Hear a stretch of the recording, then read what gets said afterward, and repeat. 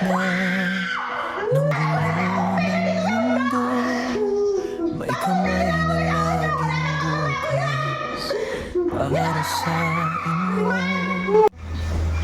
Kasama ulo hanggang ano ulit sa... Kasama hanggang baba. Unti-unti nang gagaling yung sugat mo, ha? Ha?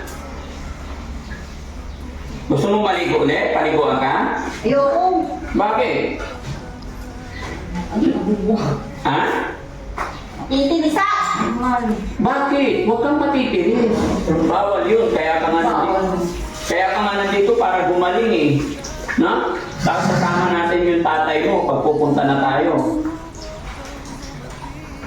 So mo kasama yung tatay? Ha? Para sa mga Hindi ah. Ba't mo naman nasabi yun? Wala, ulog dyan. Ha? Hindi, gagaling yan. Hintay ka lang, relax ka lang. Di ba unti-unti na?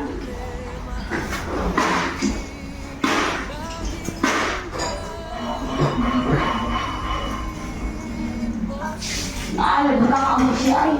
Ha? May papakilala ako sa'yo. Kawala ko sa pangatlan. Hindi, si Mami Rochelle. Mami Rochelle! Halika. Nandito si Mami Rochelle, pakilala ko ka dito, Han. Ayan. Papakilala ko sa'yo si Mami Rochelle kasi parehas kayo ng katawan. No? Para may... Maganda pa nga. Sino maganda? Ay, maganda. O, si Mami Rochelle. Kausapin mo. Siya yung tutulungan kanya magpagamot, ha? Para tuluyan ka ng gumaling. Kumustahin mo naman. Musta ka na? Bakit? Asan na yung gamot, Han? Gamot sa sugat. Kunin mo nga saglit. Mamaya pagkatapos maligo, gagamutin ka ni Mami Rochelle, ha? So, yan mga kababayan, kung nakikita ninyo yung paa niya, punong-puno ng ang tawag dito sa sugat na to. Doon ka, balik ka doon. Yung rashes. Galis. Galis? Oo. Sa mayaman, ang tawag sa sakit na to pag mayaman, rashes o kaya allergy. Pero sa mahihirap, sasabihan nila, galis. Eh, mahirap lang kami. Kaya may, nagtututong-tutong. So, ang ginawa namin mga kababayan, pinahiran muna siya ng langis ng niyog. Yung langis made from coconut. Pag lumambot na yan, papaliguan, and then papahiran nito, yung gamot na ito. No? Hawakan mo lang, Mami Rochelle. So, kumustahin mo, pakilala ko, siya yung asawa ko, si Mami Rochelle. Ha? Sasamahan tayo pag pumunta na tayo sa bahay paggamutan, sasamahan tayo ng Mami Rochelle kasi siya yung may kontak ng mga doktor. Para gumaling ka na, sama natin ang tatay mo, okay? Kaya behave ka lang dito, ha? Very good si Ate Rita, ha? Mabait. Kumain ka na ba? Ha? Pinakain ka ba ni Yaya? O, kausapin mo, ha? Dali. Kumain ka na ba? Ha? May pagkamay ka, may pagkilala ka muna. Ako na. Bakit? Sige na. Friends tayo. Dali. Bakit? Sige na. Kamay. Shake hands lang. Bakit? Sige no? Tayo yung basahan na maayos, ate, kahit para punasan natin yung langis na pupunta sa site. Sige mo, sabi. Hindi Makati? Ha? Hindi siya Makati? Makati yun tayo. Wala mang dito. Basta pag pwede naman na siya. Naligo na. Naligo ka na ba? Ha? Naligo ka? Pwede nga ako naliligo. Kumakalas. Mamayang hapon ng papaliguan. Palalambutin muna natin tong Ay, okay. rashes na lang. Huwag naman ng galis. Punasan niya yung mantika. Ang pangit pag galis pag Oo. pagka-social. Ano? Punasan na yung paa. Nakasobra naman saan. Ba? Rashes na lang yung sabihin. Hindi, ganyan-ganyan lang. Yan. Oo. Pat lang, pat. Dito, sobrang mantika. Sobrang langis para hindi ka kalat sa ano. Para gagaling na ikaw, nalagyan natin. Yung paa niya guys, ang kapal ng mga kawang-kawang. Nakakaawa kasi hindi naaalagaan to. Ay nako, nasobra na ata sa mukbang. Nasobra sa pagluluto. Nag-paralyze. Alin? Bakit ba? Sa mga asawa ba? Hindi ba naliligo sa bathtub? Di ba nakaparalyze yung mga ano?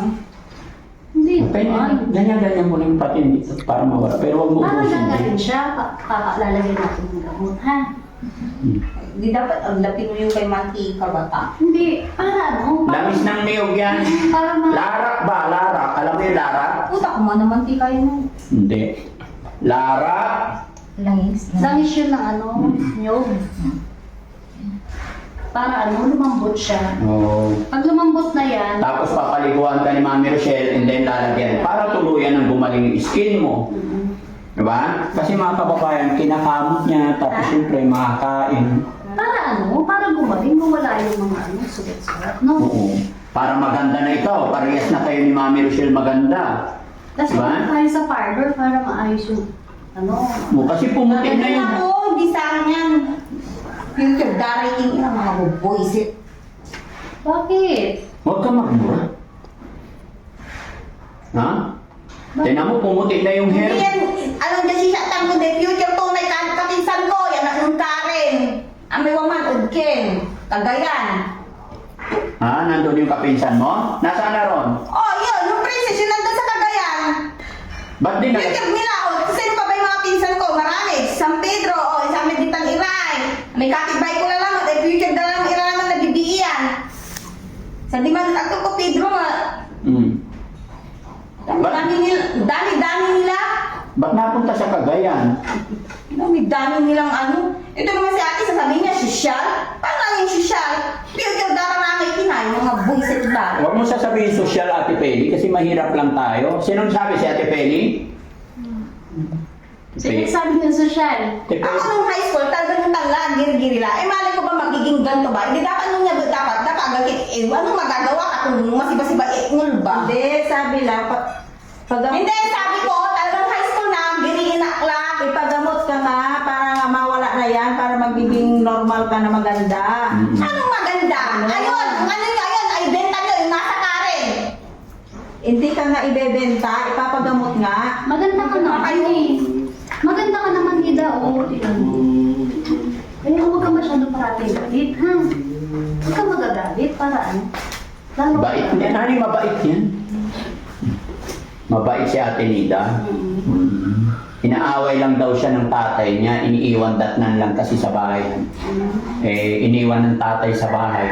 Aalis yung tatay niya, walang pagkain. Pagbalik ng tatay, lasing si tatay, tapos gutom. Kaya talagang may problema na. Lumalala lang. Kaya kailangan talaga i-comfort mo na siya. Culture At di mo. ba yung mga may resibilay niya, gapon niya ba? Tagalog ba? Para maintindihan ni Mami Rochelle. Tagalogin mo. Hindi pa ako nakakaintindi. Saka paano naging bawal ang bagoong ba? Lahat naman din naman ako mati, kaya ko naman natin. Kaya ko ba pumunod na pagkain ng basura eh? Okay. Lahat ginawa ko! Napapakain na kayo! Pinapila na ako! Hindi niyo alam kung anong problema ko! Wala na nga akong nanay eh!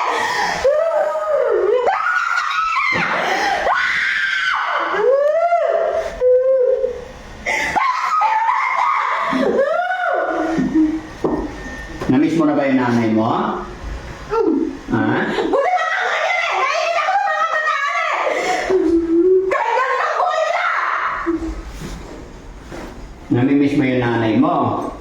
Huwag ka mag-alala. Huwag ka nang umiyak. Huwag ka nang...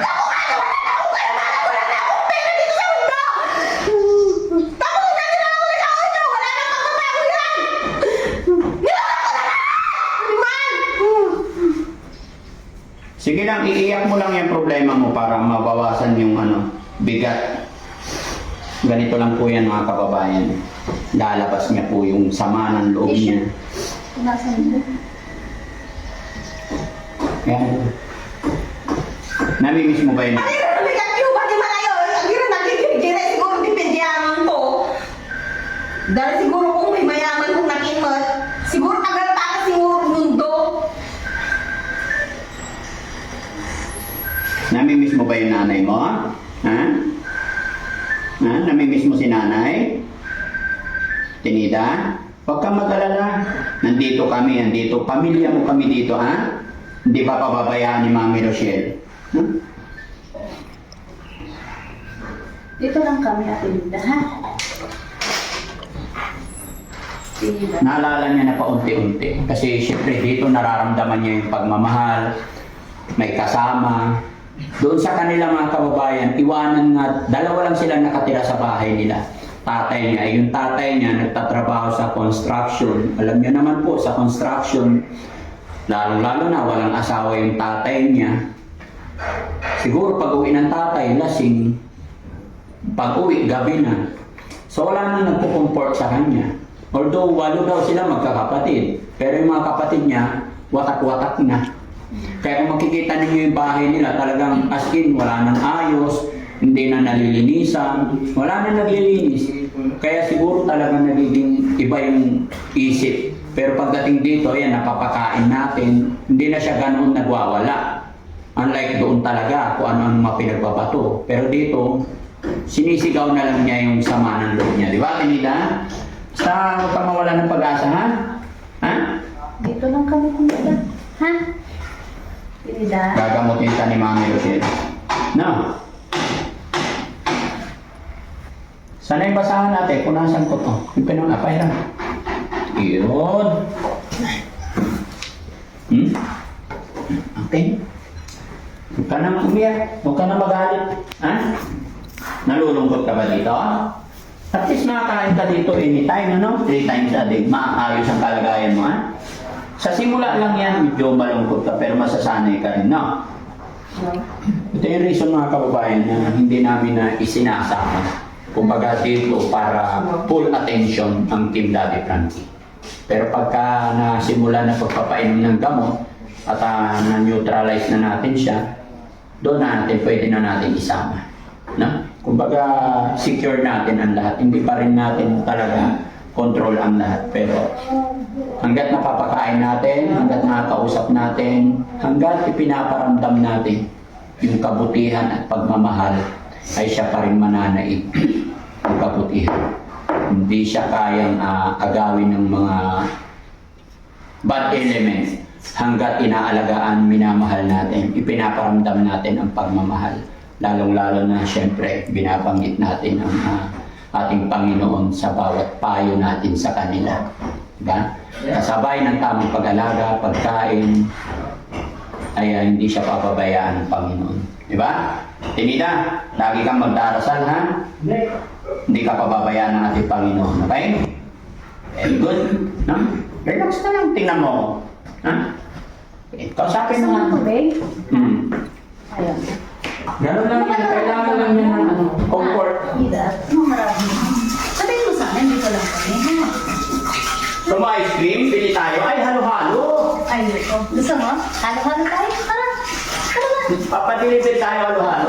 Kakain tayo, ha? Para ano? Kasi mainit ngayon ang panahon, ha? Friends tayo, Linda, ha? Friends tayo, ha? Ano yung... Dapat kunin nyo yung number ni ano. Pwede bang kuha tayo halo-halo? Sige na yan. Basta pag may ano... Tapos, Gusto mo palamig. Alin? Palamig daw. palamig. Hindi, parehas yung wala ng palamig, mas maganda halo-halo. Masarap halo-halo. Pag nakita na niya yun. Nabumili nga. Kailangan halo-halo. Masarap ang halo-halo, Linda. Wala kang kontak. Masarap ang Sasaw ng Oh, text mo sila dyan. Ha? Kaya magpa-deliver. Ilan, bilangin mo lahat tayo. Kakain tayo. Maliit na tayo, ha? Sa akin. Ha? Ano gusto mo? Gusto ko ng tubig ka palamig. Tubig na malamig. Tubig na malamig natin. Sige, bigyan ka namin ng malamig na tubig, ha? Kasi mainit, no? Mainit ang panahon. Ate! Hindi sabi ko lang yun. Ayaw mo tubig? Bakit? Hindi mo kasi... Ito, Ayan na. malamig, oh. Inom ka. Sige na, para ano? Dali. Inom ka. Inom ka para ma-refresh yung isip mo. Ma-refresh yung katawan mo. Dali, inom ka! Sige na. Painom mo. Painom mo. Gusto niya, pinapainom niya. Ako na lang ito kayo. Bitawan mo. Sige. Inumin mo na. Inom na. Ha? Kunin mo, kunin mo. Sige na. Ako magpainom sa dali. Sige na. Ako na. Okay. fresh ka. Kasi mainit. Diba? Hindi ka ba nalitan? Ha? Gusto mo maligo na tayo? Maliguan kita. Oh, maligo muna. Gusto mo maligo? Tara. Samahan ka ni Mami Rochelle? Halika. Ayaw kong maligo. Bakit? Mainit eh. Pwede ba lang pagpabukas yung pagpapahid na yan? Ha? Para ano? Gagaling na siya. Tignan mo. Para Dapat hindi na ako napalig-palig, pahid na lang yan. Hindi pwede. Kailangan. Pagkatapos maligo sa kapahiran Oo, kasi ano, mas ano yun, mas, tawag yun, mas mabisa. Kasi, pag napaliguan na siya na disinfect na yung, ano, di ba, lalagyan natin. Gamot. Di ba? Tara, halika, paliguan kita. Na? Anong gusto mo? O, ano daw gusto mo? Palamig nga. Palamig. Water palamig. Paano ba yung wala naman nagtitinda? Ha? Gusto niya yung mamaya sa O yung halo-halo pag dumating. Oo. Wala naman nagtitinda kasi ng palamig dito, halo-halo lang. Wala na palamig, be. O tapos linggo ngayon, walang school. Sa school may palamig eh. Di ba? Linggo ngayon, walang pasok. Oo. Kaya walang palamig, halo-halo lang. Halo-halo ka na lang, mas masarap yung halo-halo. No? Sarap yun kay maraming, ano, may mga Oo. laman-laman siya. Di ba? May nagtitinda ng halo-halo dyan, no? Sa may, ano, ang pangalan ng store nila, Anlicol. Huwag ka nang maingay. Bakit? Hindi. Nagulat ako sa'yo.